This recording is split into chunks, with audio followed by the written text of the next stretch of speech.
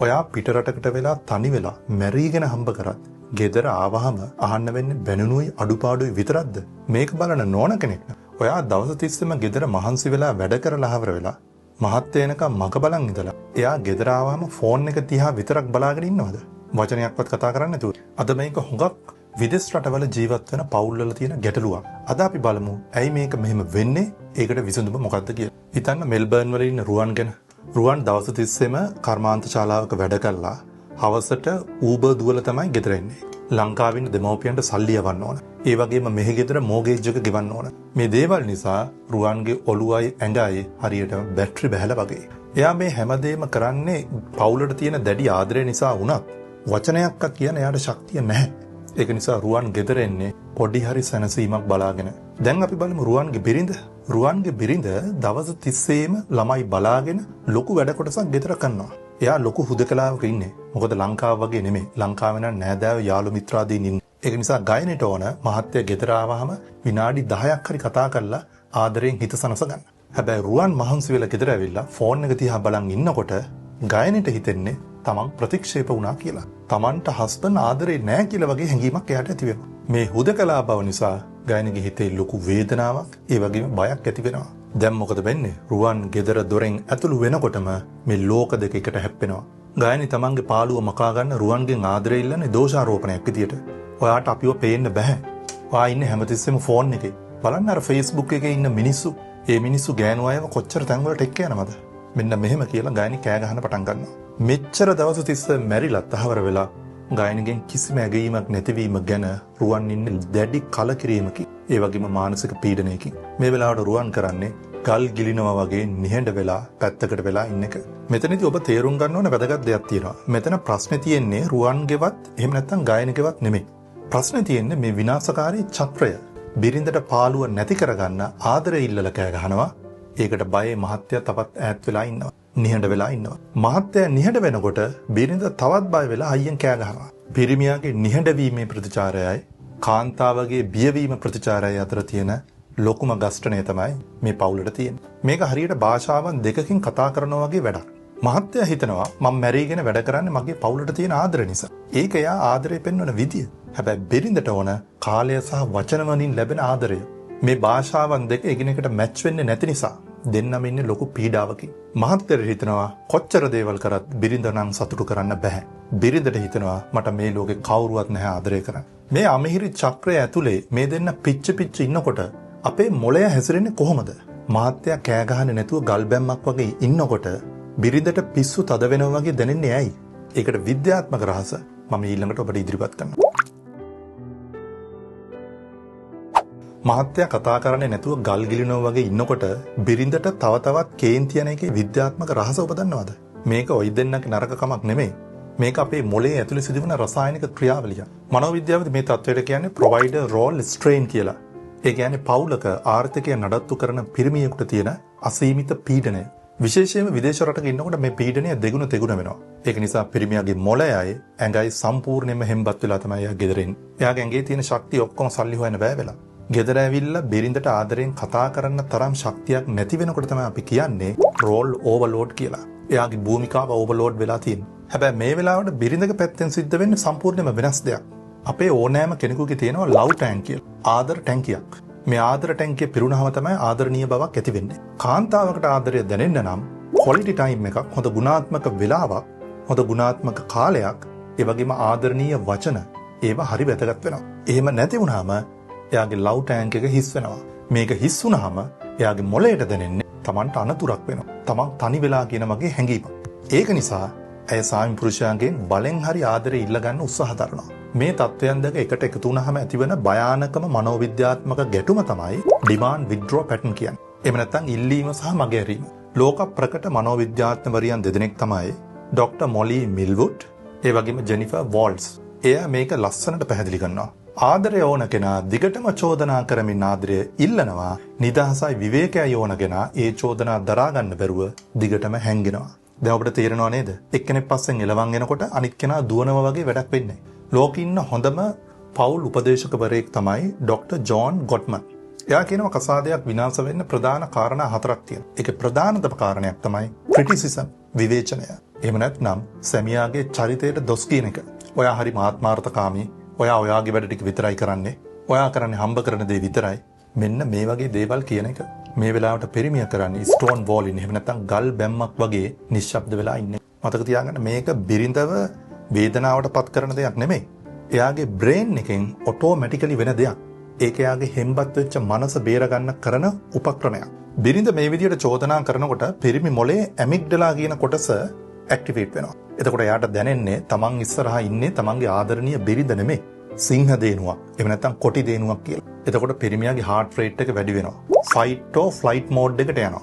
එතකොට එයාට තර්කානුකූලව හිතන්න බෑ. හුඟක් වෙලාවට එයා කතා කරන්නේ නැතුව පැත්තකට වෙලා යනවා. ප්‍රවීණ මනෝවිද්‍යාඥයෙක් වන ටෙරන්ස් රියල් මහත්තයා මෙහෙම කියනවා.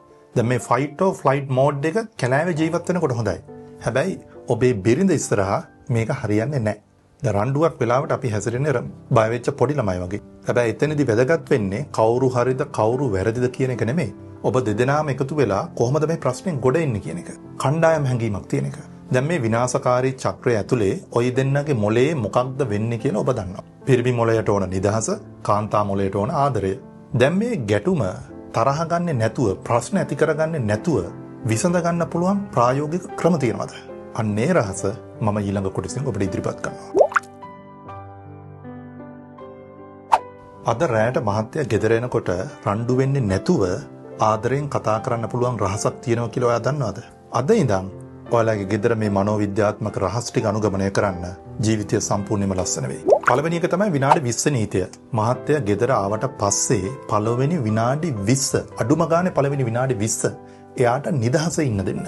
බිල් ගැන, සල්ලි ගැන, හෙට තියෙන ප්‍රශ්න ගැන, ළමයින්ගේ ගැටලු ගැන නොයෙකුත් ගැටලු ප්‍රශ්න ඒව ඉදිරිපත් කරන්න එපා. ඩොක්ටර් ජෝන් ගොට්මන් කියන විදිහට පිරිමියෙක්ගේ මොලේ ආතතිය ඉවත් වෙලා යථා තත්වයට පත් වෙන්න අවම වශයෙන් විනාඩි 20ක් ගත වෙනවා. මේක එක එක්කෙනාට අනුව වෙනස් වෙනවා. සමහරුන්ට විනාඩි 30ක් වෙන්න පුළුවන්, සමහරුන්ට පැයක් වෙන්න පුළුවන්. ඒක නිසා මේ වෙලාවට ඔබ තේ එකක් දීලා නිහඬව එයාට නිදහසේ ඉන්න දෙන්න. එතකොට ඔයාගේ මහත්තයාගේ හෘද ස්පන්දන වේගය අඩු වෙලා එයාව ගෙදර පරිසරයට හුරු වෙනවා. මේක එයා ගෙදර පරිසරයට හුරු කරන අත්‍යවශ්‍ය මනෝවිද්‍යාත්මක ප්‍රතිකාරයක්. දෙවැනි දේ තමයි ඔබතුමිය බිරිඳක් විදියට මහත්තයා ගැන හිතන විදිය වෙනස් කරන්න. බලන්න උදේ පාන්දර නැගිටලා වැඩට ගිහිල්ලා රෑ වෙනකන් වැඩ කළා වාහනවල නැගලා ආපහු ට්‍රැෆික් එකේ ගෙදරට එනවා. ඇයි එයා එච්චර මැරිගෙන වැඩ කරන්නේ? බිරිඳටයි දරුවන්ටයි තියෙන ආදරේට. එයා එයාගේ යුතුයකම විතරක් ඉටු කරනව නෙමෙයි. එයාගේ ආදරේ භාෂාව, එහෙම නැත්නම් අපි කියනවා act of service, සේවය කිරීම.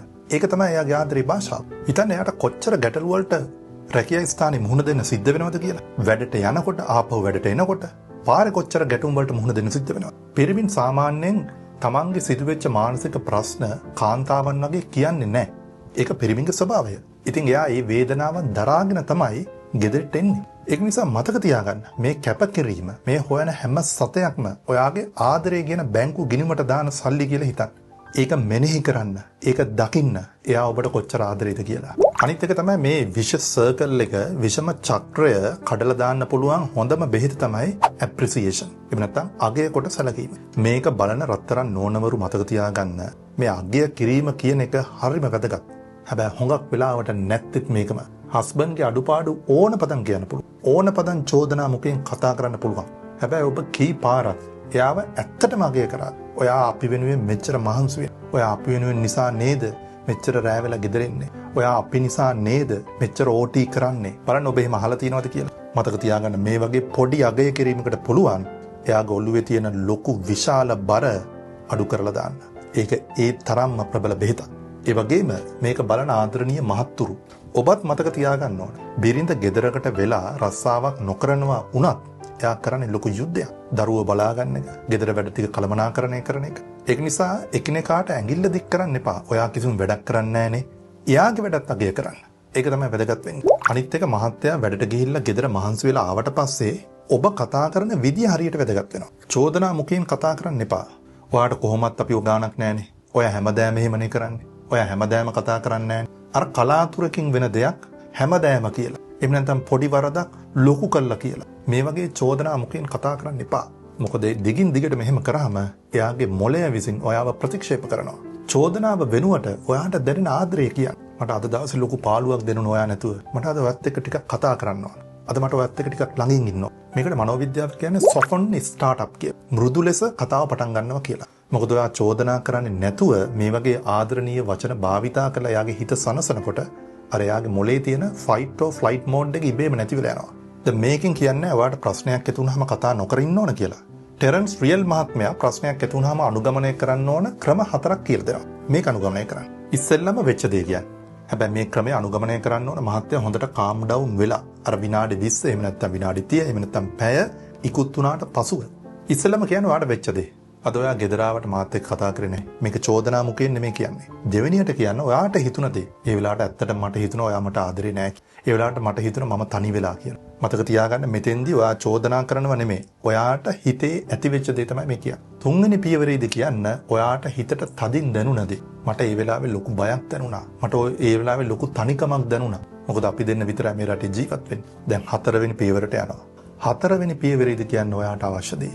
එයාගේ ඇස් දෙක දිහා බලලා ආදරෙන් කියන්න පුළුවන් මම හොඟක් සතුටුයි ඔයා ගෙදර ආවහම මාත් එක්ක විනාඩි 5ක් කතා කරනවා නම් එහෙම නැත්නම් මගේ කරට අත දාගෙන ඉන්නවනම් මේ විදිහට කතා කරද්දී මහත්තයාට ත්‍රෙට් එකක් දැනෙන්නේ නැහැ තර්ජනයක් දැනෙන්නේ නැහැ එයාට පුළුවන් නිදහසේවත් එක්ක කතා කරන්න මේක බලන මහත්තුරුන්ටත් වැදගත් පණිවිඩයක් තියෙනවා බිරිඳ කේන්ති ගිහිල්ලා කෑ ගහනවා නම් චෝදනා කරනවා නම් එයා වදකාරියෙක් විදියට කරදරකාරියෙක් විදියට එහෙම හිතන්න එපා ගල් ගිලලා වගේ නිහඬ වෙලා ඉන්නත් එපා තප්පර 10ක් හිතන්න කිසිම ඇක්ෂන් එකක් ගන්නෙ නැතුව. හොඳ හුස්මක් ගන්න.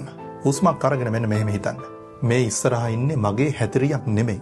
මේ මගේ බිරිඳ පෝරුවට නැගලා වෙඩින් රින් එක දාපු මුළු ජීවිත කාලෙම බලා ගන්නවා කියලා පොරොන්දු වෙච්ච මගේ ආදරණීය බිරිඳ. මේ වේදනාව මේ කෑගහිල්ල ඇතුලේ තියෙන්නේ එයාට ආදරේ නොදැනෙන නිසා. හොඳ හුස්මක් ගන්න.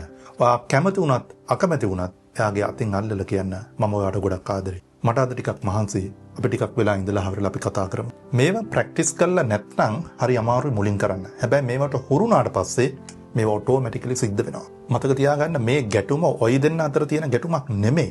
මේකට හේතුව විශේෂයෙන්ම පිටරටක ජීවත් වෙනවා නම් ඔය දෙන්නට ලැබෙන පීඩනය සහ සංනිවේදනයේ තියෙන දුර්වලකම. ඉතින් දෙන්න දෙපැත්තට වෙලා ඇඟිල්ල දික් කරනවට වඩා දෙන්නගේ මානසික තත්ත්වය තේරුම් අරගෙන දෙන්නගේ බ්‍රේන් එක කොහොමද වැඩ කරන්නේ කියලා තේරුම් අරගෙන දෙන්නගේ අවශ්‍යතාවයන් තේරුම් අරගෙන ඒක විසඳ ගන්න ටීම් එකක් විදියට වැඩ කරන එක තමයි හොඳම දේ. මතක තියාගන්න මම අද කතා කරේ සාමාන්‍ය පවුලක තියෙන ප්‍රශ්න විසඳ ගන්න මූලික මනෝවිද්‍යාත්මක ප්‍රථමාධාර. මීට වඩා ප්‍රශ්න දුරදිග ගිහිල්ලා තියෙනවා නම් අනිවාර්යයෙන්ම ඔබ වෘත්තීය උපදේශන සේවාව ලබා ගත යුතුයි.